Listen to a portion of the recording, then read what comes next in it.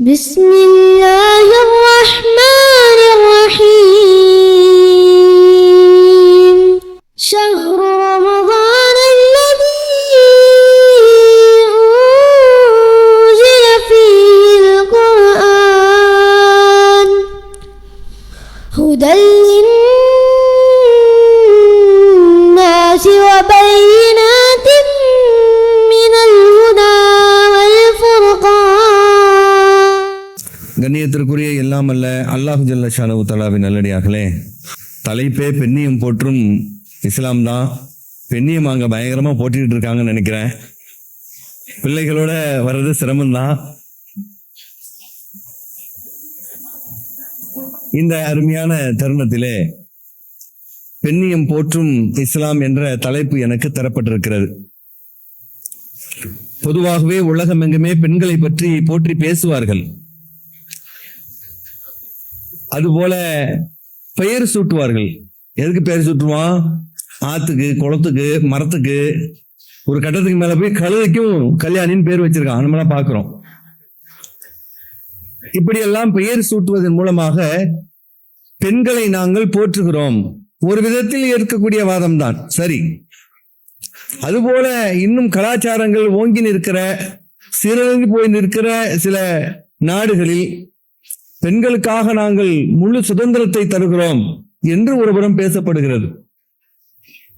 இப்படி உலகம் எங்குமே பெண்களை பற்றி நாங்கள் உயர்வாக கொண்டு செல்கிறோம், பெண்களுக்கு சுதந்திரத்தை வழங்குகிறோம், பெண்களுடைய விலங்குகளை நாங்கள் தான் உடைத்திருந்திருக்கிறோம் என்றெல்லாம் பகுத்தறிவு பேசுபவர்கள் கூட தங்களை பகுத்தறிவாளி என்று சொல்லிக் கொண்டு பெண்களுக்கு கேடு விளைவிக்கிற பாதையை தெளிவாக திறந்து விடுவதை பார்க்கிறோம். ஆனால் இஸ்லாம் ஆடைகளை மட்டும் சற்று கூடுதலாக, ஆணை விட ஆடையை மட்டும்தான் சற்று கூடுதலாக அவர்களை சுமக்க சொல்கிறதை ஒழிய பாரத்தை எல்லாம் ஆண்களை சுமக்க சொல்கிறது.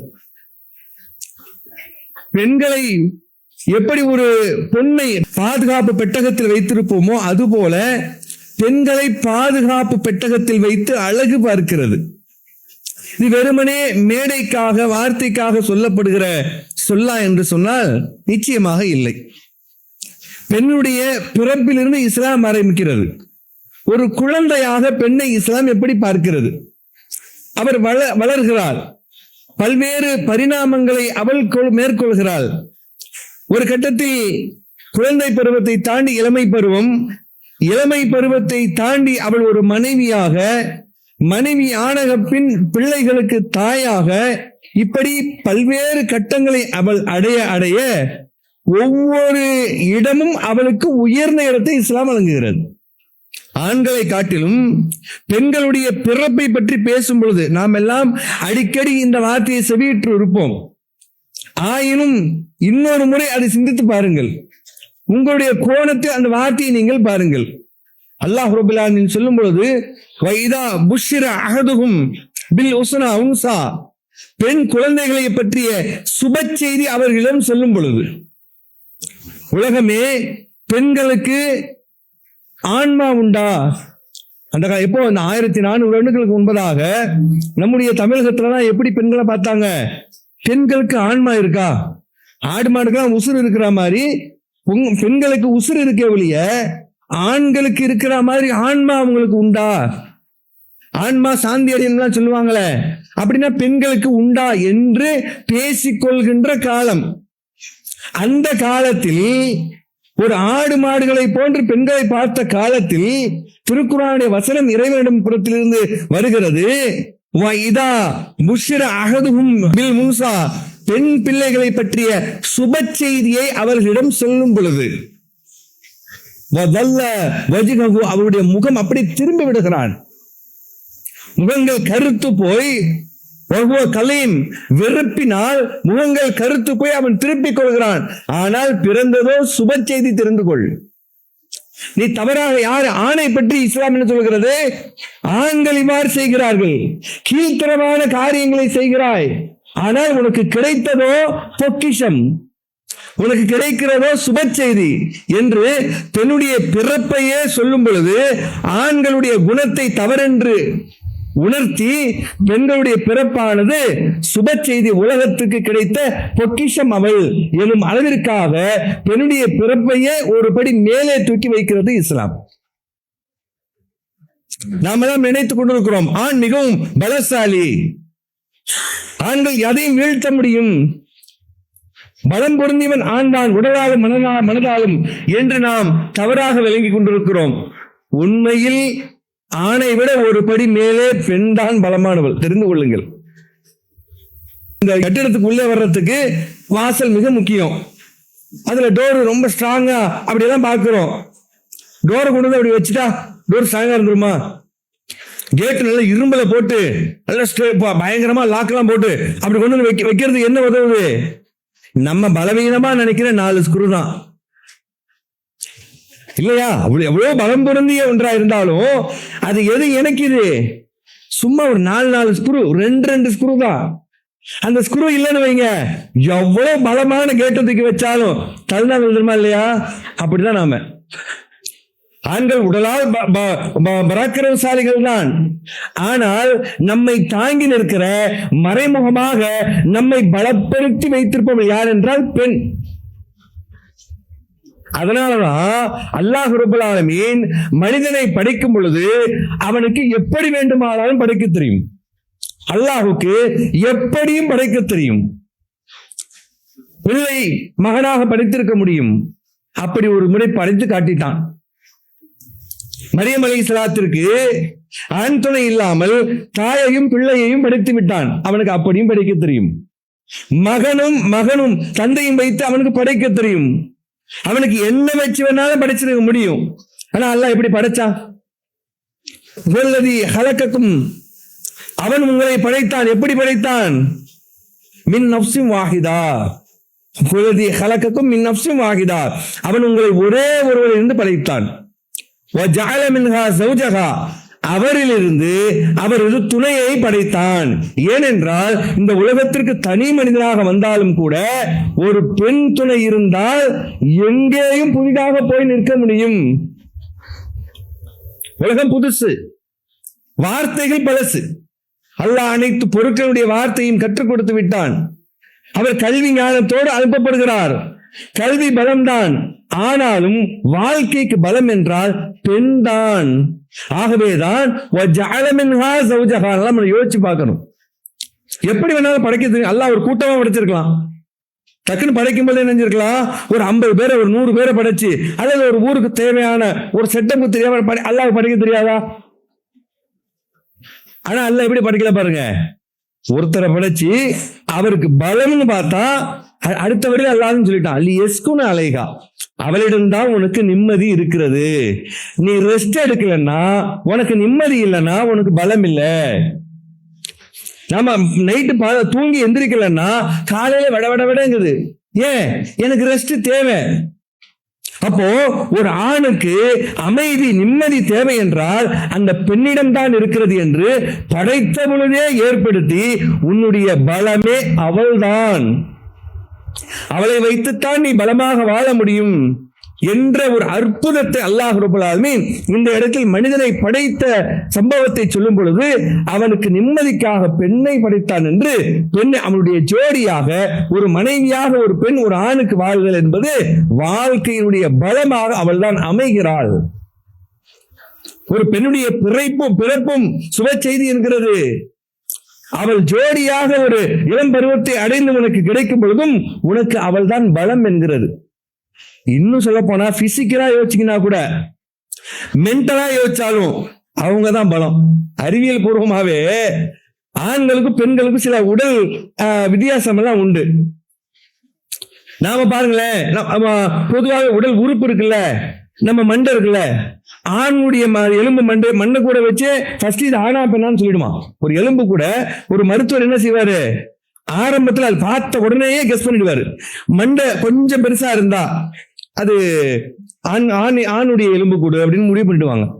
பெண்ணுடைய மண்டை பார்த்தீங்கன்னா கொஞ்சம் சின்னதா அப்படி இருக்கிற மாதிரிதான் இறைவன் படைச்சிருக்கிறானா.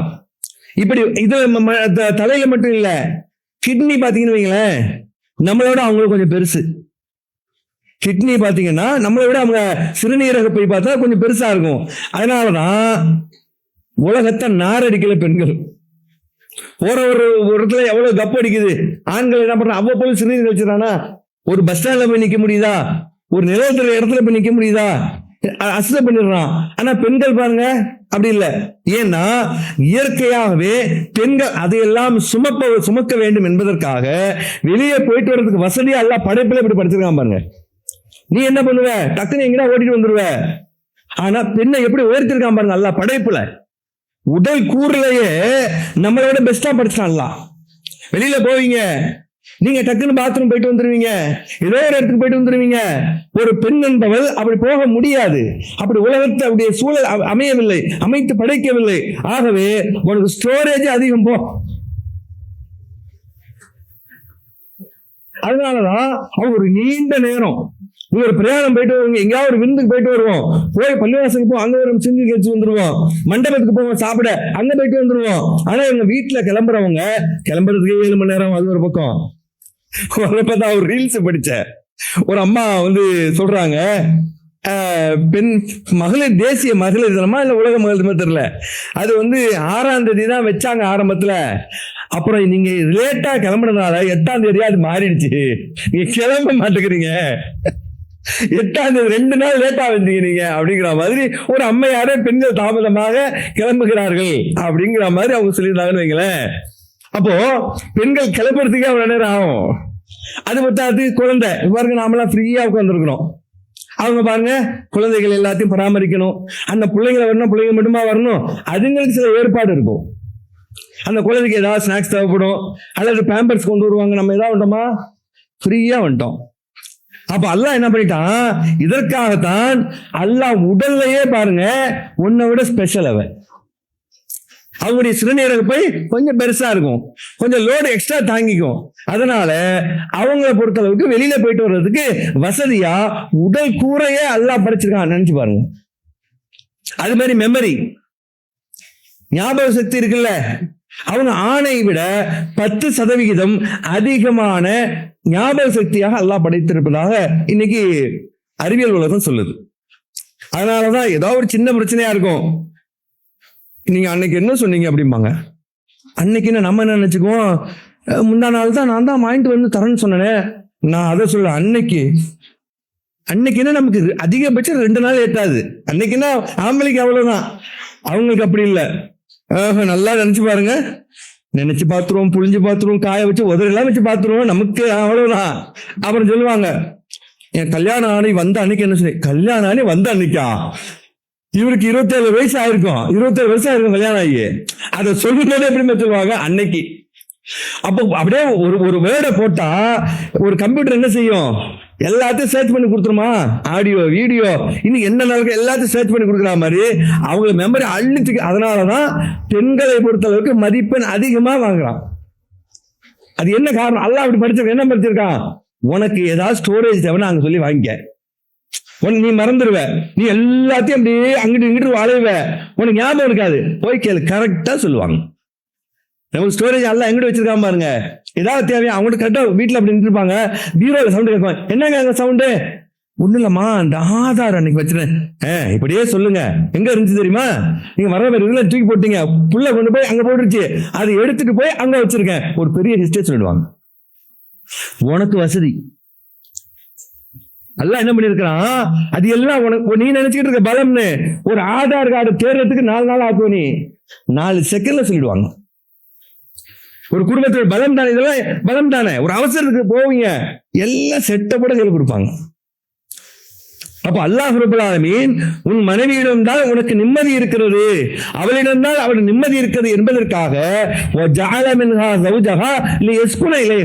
அவரிடமிருந்து அவளை அவன் படைத்தான், ஏனெனில் அவளிடம் அவனுக்கு நிம்மதி இருக்கிறது. யோசிச்சு பாருங்க. அதே மாதிரி சாப்பாடு விஷயத்திலையும் சரி, பெண்களுக்கு கொழுப்பு அதிகம். நம்ம கொழுப்புனா தப்புன்னு உடனே நமக்கு வாய் கொழுப்பு தான் ஞாபகம் வரும். உடல்ல நம்முடைய தசை இருக்குல்ல, நம்முடைய தசையை விட அவர்களுடைய தசையில் 10 to 15% பாத்தீங்கன்னா கொழுப்பு கொஞ்சம் எக்ஸ்ட்ரா இருக்கும். அதனால என்ன நினைக்கிறீங்களா, நீங்க வச்சு எல்லாத்தையும் எலும்பு துணி உருவி சாப்பிட்டு போறோம்ல, நம்ம அங்க அவெல்லாம் தேவையே படாது. ஆண்கள் நல்ல உடல் வலிமை இருக்குது, எனர்ஜி எதுக்கு தேவைன்னா மசில்ஸ் தான் தேவை. உடம்பு எதுக்கு நம்ம சாப்பாடு பெரும்பாலும் எனர்ஜி எதுக்கு இருக்குதுன்னு கேட்டா நம்மளுடைய உடலுடைய மசில்ஸுக்கு தான் தேவை, சதைக்கு தான் தேவை. கொழுப்பே ஆக்சுவலா எனர்ஜி தான். அதனாலதான் நம்ம நோன்பு நேரத்துல கொஞ்சம் ஏன் கரைஞ்சு போறோம், கொஞ்சம் மெலிஞ்சு போறோம். ஒரு சில ஆளு உள்டாவா அட்டி உடம்பு ஏற்றிருப்போம், அது ஒரு பக்கம். பெரும்பாலும் ஏன் போகுது அப்படி, நம்ம பட்டினியா இருக்கும் பொழுது நம்ம உடலில் இருக்கக்கூடிய அந்த கொழுப்புகளை எனர்ஜியா உடம்பு என்ன செய்யும், கன்வெர்ட் பண்ணி எடுத்துக்கும். இது நமக்கு நோன்புலதான் இப்படி நடக்குது. பெண்களுக்கு எப்படி, நம்ம நிறைய சாப்பிடுவோம், ஏன்னா மசில்ஸ் நிறைய இருக்கும், வெயிட் அதிகம், அவ்வளவுக்கு எனர்ஜி தேவை. அதனாலதான் ஆண்கள் நிறைய சாப்பிடுவாங்க. பெண்கள் பாருங்க, நம்ம வச்சுட்டு போற மிச்ச மீதிய அதுவும் பிள்ளைகளுக்கு கொடுத்துட்டு அதுக்கு அப்புறமா. உங்கள் அஸ்னான் மல்டி ஸ்பெஷாலிட்டி பல் மருத்துவமனை. பல் மற்றும் வாய் சம்பந்தப்பட்ட அனைத்து விதமான நோய்களுக்கும் எங்களிடம் சிறப்பு சிகிச்சை அளிக்கப்படும். அஸ்னான் மல்டி ஸ்பெஷாலிட்டி பல் மருத்துவமனை, கலெக்டர் அலுவலகம் அருகில், நாகர்கோவில். நீங்கள் அனாதை குழந்தைகளை ஆதரிக்க விரும்புகிறீர்களா? தந்தை இழந்து தரமான உணவின்றி, நல்ல உடைகளின்றி, சரியான வழிகாட்டுதலின்றி அனாதைகளாக வாழும் இந்த குழந்தைகளுக்கு உதவும் கரங்கள் தான் தாருல் இல்ம் உதவும் கரங்கள். அல்லாவின் உதவியால் 2010 10 குழந்தைகள் என்று ஆரம்பிக்கப்பட்ட இந்த உதவும் கரங்கள் சமூகத்தில் கவனிப்பாரற்று அதிகரித்து வரும் அனாதை குழந்தைகளை கருத்தில் கொண்டு தற்போது 160 குழந்தைகளுக்கு மேல் பொறுப்படுத்தி செயல்பட்டு வருகிறது. இவர்களின் கண்ணீரை துடைத்திட நீங்கள் தாராளமாக உதவுங்கள். உங்கள் ஜகாத் மற்றும் சதக்காவை அனுப்ப வேண்டிய முகவரி தாருல் இல்ம், நம்பர் 64, பார்த்தசாரை தெரு, பழைய வண்ணாரப்பேட்டை, சென்னை 21. Website darulilmhh.com.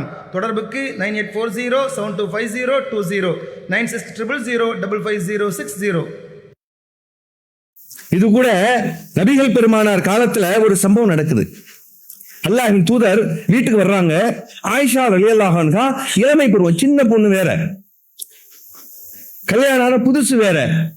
அவர்கள் அந்த ஹதீஸை நீங்க படிச்சு பாத்தீங்கன்னா அப்படி ஆச்சரியப்பட்டு சொல்லுவாங்க. கால் அப்படியே மேலெலும்பும் அளவுக்கு மேல அவங்களுக்கு ஒரு பெரிய ஆச்சரியம். நம்ம அடிக்கடி கேள்விப்பட்ட செய்தி தான். அல்லாஹ்வின் தூதரே, ஒரு பெண் 2 பெண் குழந்தையோடு வந்தாள். அவள் பசிக்கிறது, எதன் உணவு கேட்டால் நான் 2 பேரிச்சம்பழங்களை கொடுத்தேன். அந்த ஒரு பேரிச்சம்பழத்தை அவள் எடுத்துக்கிட்டு ஒரு பேரிச்சம்பழத்தை 2ஆ பிட்டு அப்படி 2 குழந்தைகளுக்கு கொடுத்தாள். அந்த குழந்தைகள் அப்படியே பசியால் உடனடியாக அந்த பழங்களை பாதி பாதி கொடுத்ததை வேகமாக உண்டு விட்டன. தன்னுடைய பசியை தாண்டி தன் பிள்ளைகள் சாப்பிடுவதை கண்டு ரசித்துக் கொண்டே அந்த தாய் தான் சாப்பிடலாம் என்று அந்த பேரிச்சம்பழத்தை எடுக்க அந்த பிள்ளைகள் 2ஐயும் உண்டுவிட்டு, கொடுத்ததை உண்டுவிட்டு மீண்டும் கையை நீட்ட, இந்த தாயோ அவள் சாப்பிடாமல் மீண்டும் மறுபடியும் அந்த பழத்தையும் பிட்டு அந்த பிள்ளைகளுக்கு கொடுத்து விட்டு தான் பசியோடு சென்று விட்டாள். இதை கண்ட அறிவிச்சுடர் ஆயிஷா ரலியல்லாஹு அன்ஹா, என்ன ஒரு ஆச்சரியம் அல்லாஹ்வின் தூதரே, இந்த சீன் நம்ம சாதாரணமா கேட்டு இப்படி கிடக்கிறோம். இமேஜின் பண்ணுங்க, அப்படியே சரியான பசியில. ஏனென்றால் தாய்க்குத்தான் இப்படி மனசு வரும். நாம சாப்பிட, நம்மள ஒவ்வொருத்தரும் தகப்பனாகவும் நம்மளுடைய பிள்ளைகளுக்கு சேகரிக்கிறோம், உழைக்கிறோம், சம்பாதிக்கிறோம், அதெல்லாம் ஒரு பக்கம். உணர்வின் போது, உணர்வின் உச்சியின் போது அந்த பிள்ளைகள் என்று தவிக்கும் எண்ணத்தில் தாய்க்கு பின்னால் தான் தகப்பன். அதனால்தான் கிராமங்களில் ஒரு பழமொழி சொல்லுவாங்க, 10 பிள்ளைகளை ஒத்த தாய் பார்த்துக்குவா, ஆனா ஒத்த பிள்ளைய 10 தகப்பனால பார்த்துக்க முடியாது. ஏன்? தன்னுடைய வயிற்றை கட்டி பிள்ளைகளை வளர்ப்பதற்கான சக்தி. நான் நினைச்சுக்கிட்டு இருக்கோம், போய் தூக்கு வந்தா 100 கிலோவை 200 கிலோவை, அதெல்லாம் ஒண்ணும் கிடையாது. எங்க பசியோட தூக்கி பாரு ஒரு குழந்தைய, கையெல்லாம் நடுங்கும் நமக்கு. ஆனால் ஒரு தாய்க்கு முடியும். ஏனென்றால் அவருடைய உடல் அமைப்பு அல்லாஹ் ரப்பல் ஆலமீன் நம்மை விட தசையில் என்னவோ அவர் வலிமை குறைவாக பார்ப்பதற்கு தெரிந்தாலும் உண்மைக்குமே வலுவாக அல்லாஹ் பெண்ணை படைத்திருக்கிறார். இதை புரியாம தான் சில கேஸ் நான் ஆம்பளையா மாறுறேன், பொம்பளையா மாறுறேன் மாறிக்கிட்டு தெரியுது. அதுவும் பெருநகரங்களும் ரொம்ப மோசம். சென்னை, திருச்சி போன்ற பெருநகரங்களில் இது ரொம்ப மோசமா நடக்குது. ஆணு பெண்ணா மாறுறேன், பெண்ணு ஆணா மாறுறேன், ஆணத்துக்கு கல்யாணம் பண்ணிக்கிறேன், பெண்ணை கல்யாணம் பண்ணிக்கிறேன்னு அறிவை தூக்கி காலில் போட்டு மிதித்து விட்டு, பெண் என்பவள் அப்படிப்பட்ட ஒரு பொக்கிஷம். உண்மைக்கு சொல்வதாயின் அறிவியல் பூர்வமாகவே அவள் பசியை கட்டுப்படுத்தி கொண்டு அவளால் தன்னுடைய வாழ்க்கையை நகர்த்த முடியும். அப்படித்தான் பெரும்பாலும் பெண்கள் நகர்த்துகிறார்கள். இதைத்தான் ஆயிஷா அல்லாஹ் பார்த்துவிட்டு அந்த பெண்ணுக்கு என்ன மனம் அல்லாஹ்வின் தூதரே என்று சொன்ன உடனே நபிகள் பெருமானார் சொன்னார்கள், இந்த பெண் அந்த குழந்தையை நரகத்தில் தூக்கி எறிய விரும்புவாளா? அது எப்படி? அப்படித்தான் அல்லாஹ் ரப்பல் ஆலமீன் நம்மை நரகில் தள்ளுவதற்கு அவன் விரும்புவதில்லை என்று அங்கே பாடம் நடத்துகிறார்கள்.